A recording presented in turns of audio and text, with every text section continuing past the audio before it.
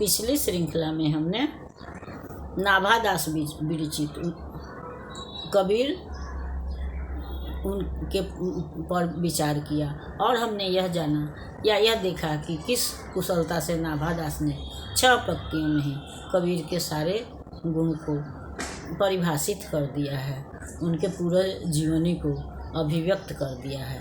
अब हम सूरदास पर विचार करेंगे। सूरदास भी सगुण भक्ति धारा के कृष्ण भक्त कवि थे और ये कृष्ण भक्ति शाखा के सर्वश्रेष्ठ कवि थे। इन्होंने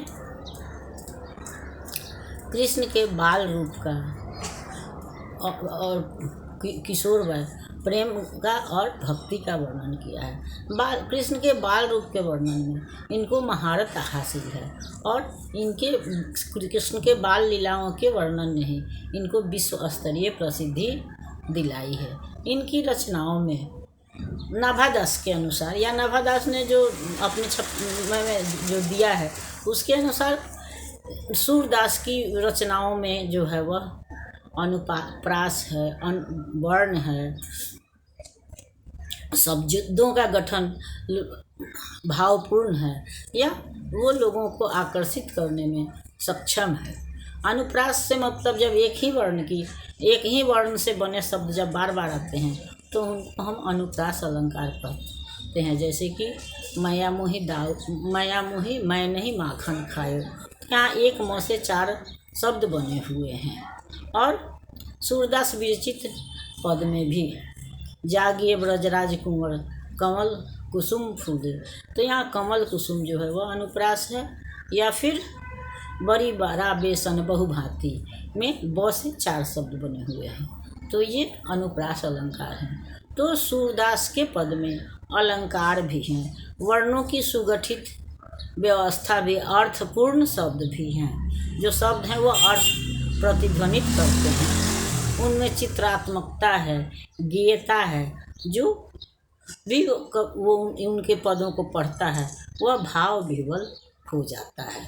जैसे कि उक्ति चौज अनुप्रास वर्ण अस्थिति अति भारी, वचन प्रीति निर्वही, अर्थ अद्भुत तुकधारी। तो सूरदास की रचनाओं में क्या है? उक्ति है, माने उन्हें किसी बात को कहा है, उसमें चमत्कार है, अनुप्रास अलंकार है, वर्णों की सुगठित व्यवस्था है।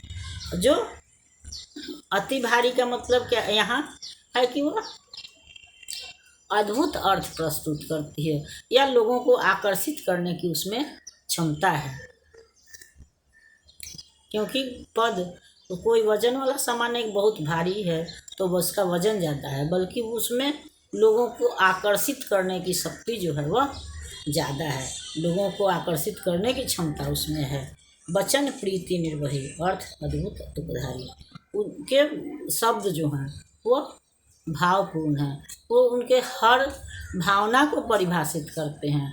प्रेम के, वात्सल्य को, भक्ति को, सारी ही भावनाओं को परिभाषित करने की क्षमता उनके वर्ण रखते हैं। अर्थात जहाँ जिस तरह के शब्दों की आवश्यकता थी या जैसे भाव थे उसके अनुसार उन्होंने शब्दों का चयन किया है या शब्दों का प्रयोग किया है।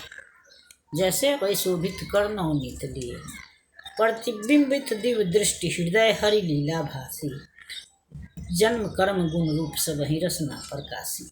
हम यह भी जानते हैं कि सूरदास जो थे वह जन्मांध थे।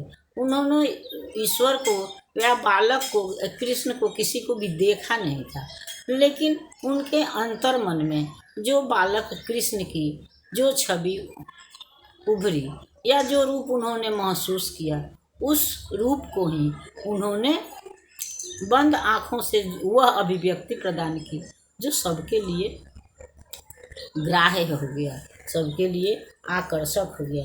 उन्होंने उसमें बंद आँखों से ही भगवान कृष्ण के, हरि का मतलब कृष्ण है, तो भगवान के लीला का वर्णन उन्होंने अपने हृदय के अनुभव से या मन की आँखों से देख करके किया है और उसमें ही उन्होंने उनके रूप, गुण, कर्म सबको अभिव्यक्ति प्रदान की है। रसना प्रकाशी का मतलब है कि जीभ के द्वारा उसको प्रकाश करना या प्रकट करना या बताना। तो उन्होंने बंद आँखों से भगवान के रूप को देखा है, कृष्ण के बाल रूप का दर्शन किया है या किशोर वय का दर्शन किया है, और उसको उनके रूप गुण कर्म सबको उन्होंने अपनी को वाणी प्रदान की है या उनका चित्रण किया है, और वह चित्र सच में चित्रमय हो गया है। उनके पदों में गेयता है, चित्रात्मकता है। पढ़ने पर अगर हम शोभित कर नवनीत लिए घुटरन चलत रे नूतन मंडित मुक्तड़ी लेप किए अगर हम पढ़ते हैं तो हमारे आँख के सामने घुटने पर चलने वाले बच्चे की छवि उभर कर सामने आती है। या मैया मही मैं नहीं माखन खायो, उस स्थिति में 6-7 साल के बच्चे जो अपनी माता के पास अपनी सफाई देते हैं, अपनी बातें करते हैं, वह रूप हमारे सामने उभर कर आता है। तो इस तरह से हम देखते हैं कि इनके जो पद हैं उसमें गेयता है, चित्रात्मकता है।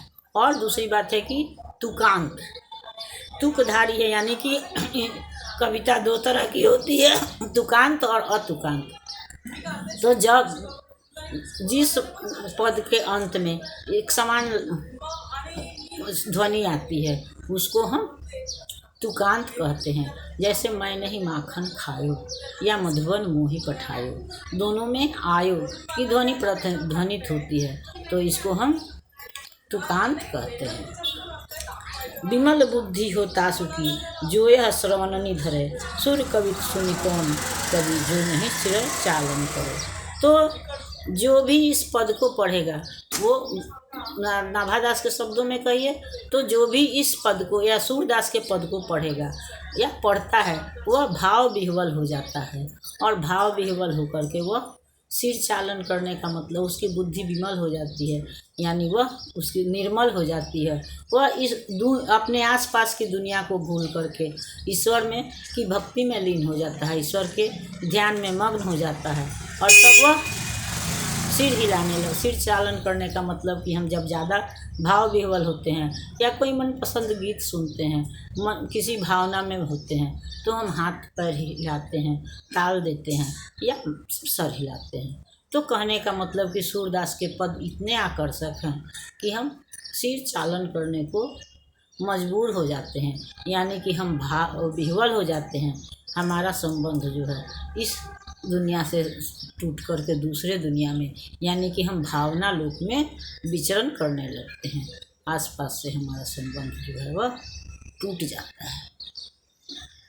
अगली श्रृंखला में हम भूषण पर विचार करेंगे। तब तक यह श्रृंखला आपको पसंद आती है तो इसको लाइक कीजिए, सब्सक्राइब कीजिए। मिलते हैं अगली श्रृंखला में, तब तक के लिए धन्यवाद।